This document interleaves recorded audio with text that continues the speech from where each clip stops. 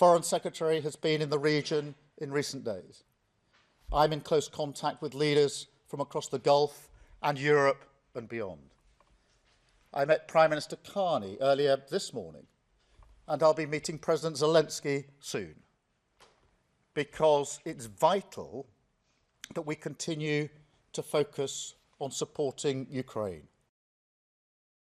When the fighting stops, we are going to need some sort of negotiated agreement to constrain the threat posed by Iran, to limit their ability to rebuild their nuclear program, to pose a ballistic missile threat and arm their proxy militias, and limit the threat that they can pose to international shipping, which is hitting global supplies of oil, of gas and fertiliser, which is pushing up prices here at home.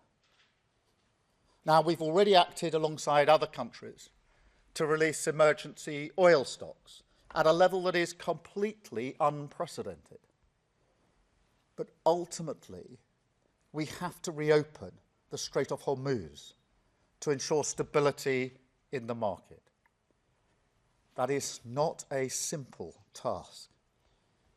So we're working with all of our allies, including our European partners, to bring together a viable collective plan that can restore freedom of navigation in the region as quickly as possible. First, we have capped energy bills until the end of June, saving the average household £117. Now, that's in addition to the Warm Homes discount of £150 for the most vulnerable in society.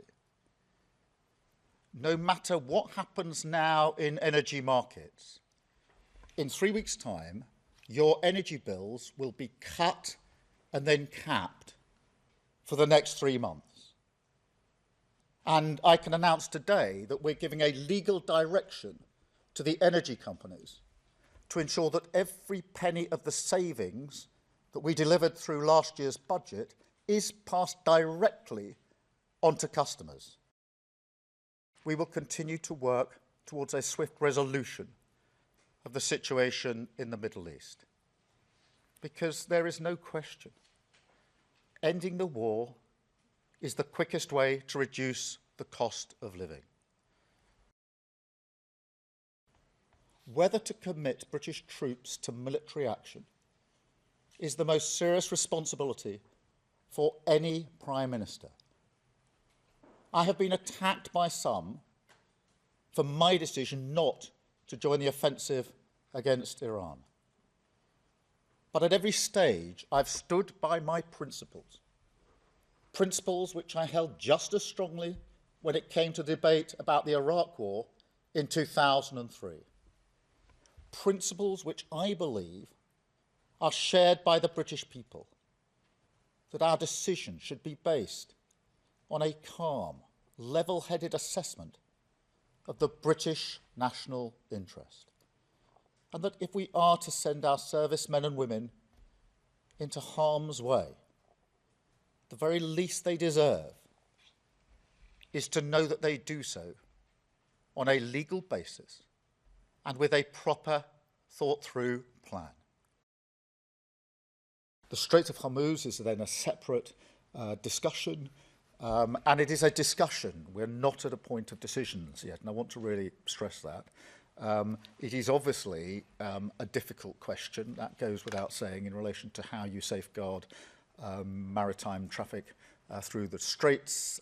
Everybody knows the geography and the risks, but we are working and discussing that with the US, with Gulf partners and with the Europeans, and I discussed that yesterday with President Trump in the way we often discuss things. So that's where we're at on that. There are no decisions having been made. It'll have to be something which is agreed by as many partners as possible, is my strong view, and we're not at that stage yet, but we are working hard. I discussed it with President Trump yesterday in the way that you would expect between two allies, and two leaders, and as soon as there's more to report, I will make sure that you have that. And I know people are urging me, what are you going to do after September? But that is 6 months away. There's obviously a lot of change that could happen in that period, and we need to keep the situation under review, and we will keep the situation under review. In relation to the supply of energy, obviously we're taking all necessary measures to make sure there is the right supply of energy. It's really important that we do so, and it will always be a mix of oil and gas and renewables.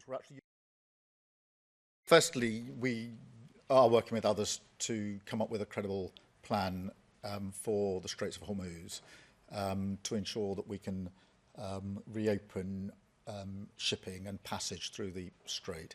Let me be clear, that won't be, and it's never been envisaged to be, a NATO mission. That'll have to be an alliance of partners, which is why we're working with partners both in Europe, in the Gulf, and with the US. Then like, share and subscribe to Mirror Now.